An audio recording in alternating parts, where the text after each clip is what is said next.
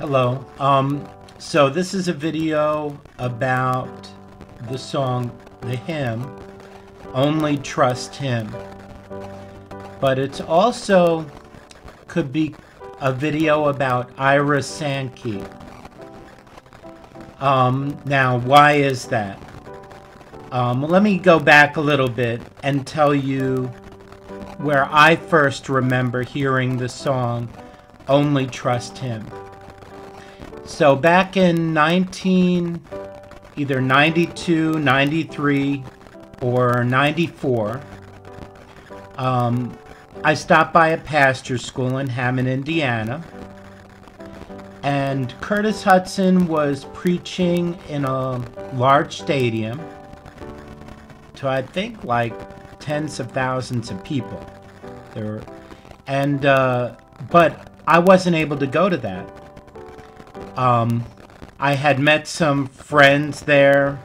Pastor school was also a good time, not just to get preaching, but also to fellowship.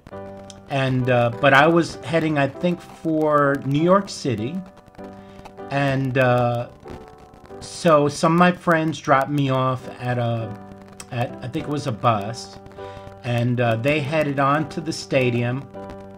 And I waited in the bus station and headed to New York. So later on, I got the tapes for the pastor's school. And I'm pretty sure it was Curtis Hudson that preached in that stadium. And they sung the song, Only Trust Him. And then I really liked the song. I'm pretty sure it was the first time that I heard it, and so I wanted to put it in on my YouTube as a video. So I did a little research into the song. Now I have this old Sword of the Lord hymnal. Was originally compiled in 1972. And this is the, I don't know if you can see it, but it's the revised edition from the 1972 edition. So it was originally compiled by John Rice. Let's see if I can get that right. It's backwards here. It was originally compiled by John Rice, and then and Joy Rice Martin. And then the revision editors were Curtis Hudson and John Reynolds. So I looked up Only Trust Him in the hymnal, because I've been looking at the histories, and I saw that it's by I don't know if you can see it. It's a John Stockton is the people. So you can probably see it here, John Stockton. So what it doesn't say is who did the chorus for the song. So it turns out that Ira Sankey did the chorus for Only Trust Him. And so the story about this hymn is really a lesson in how D.L. Moody's, the person who did the songs for him in their revivals, Ira Sankey, how he changed around the songs and modified them in their services. So it's about Only Trust Him, but this is also about Ira Sankey. Thank you. Okay, so the words and the music are John Stockton. Words were 1874 and the music 1869. But the refrain, the chorus, is by Ira Sankey in 1873. So here, let's read a little bit about what Ira Sankey had to say about how he came up with the chorus. While on the way to England with Mr. Moody, in 1873, one day in mid-ocean, as I was looking over a list of hymns in my scrapbook, I noticed one commencing, "Come every soul by sin oppressed." Believing that these words have been so often sung that they were hackneyed, I decided to change them and tell how to come to Jesus by substituting the words, "Only trust Him." In this form it was first published in Sacred Songs and Solos in London.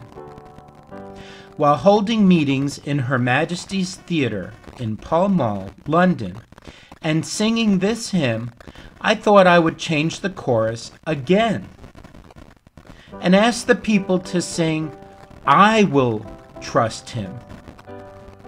Then as we sang, I decided to change it once more and ask them to sing, "I do trust Him." God bless this rendering of the hymn to 8 persons present, who testified afterward that by the change they were led to accept salvation. "I am much interested in sacred songs," writes a missionary in England, "because it was the first verse of Only Trust Him that opened the door of my heart to let the Master into my soul in all His fullness. I was in the army and found my way to the Woolwich Soldiers' Home, where I heard the gospel, and for a fortnight I was groping in the dark for peace, when one evening I heard the singing of Only Trust Him, which brought light into my soul.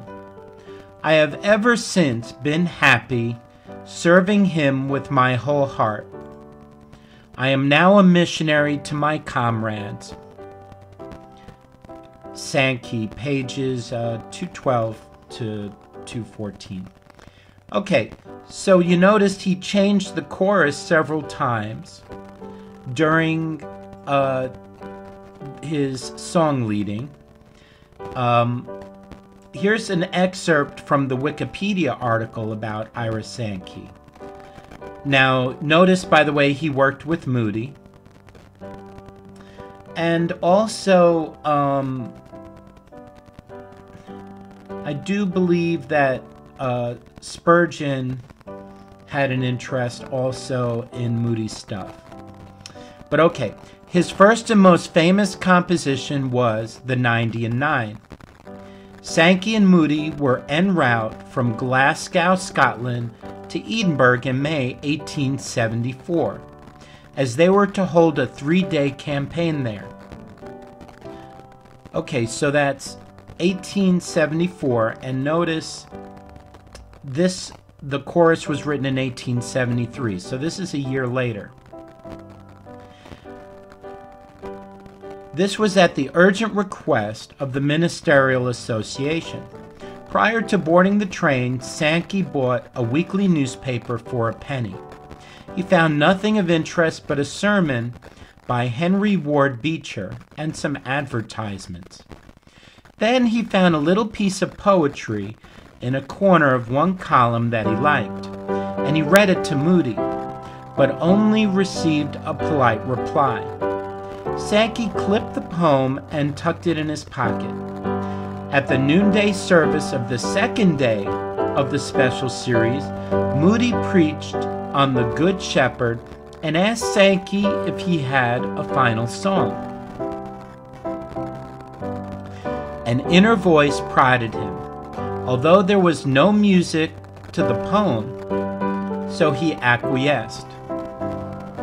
He placed the little piece of newspaper he had tucked in his pocket on the organ in front of him. Half speaking and half singing, he completed the first stanza, which was followed by 4 more. Moody walked over with tears in his eyes and said, "Where did you get that hymn?" The 90 and 9 became his most famous tune and his most famous sale from that time on. The words were written by Elizabeth Clephane in 1868. She died the following year. So, Ira Sankey obviously was flexible with his music, and Moody apparently did not determine all the music in his evangelistic crusades. He actually let Sankey pick the song there, and Sankey was actually flexible in the song that he used. So in Come Every Soul in Only Trust Him, he modified the words, and also here he came up with his own song.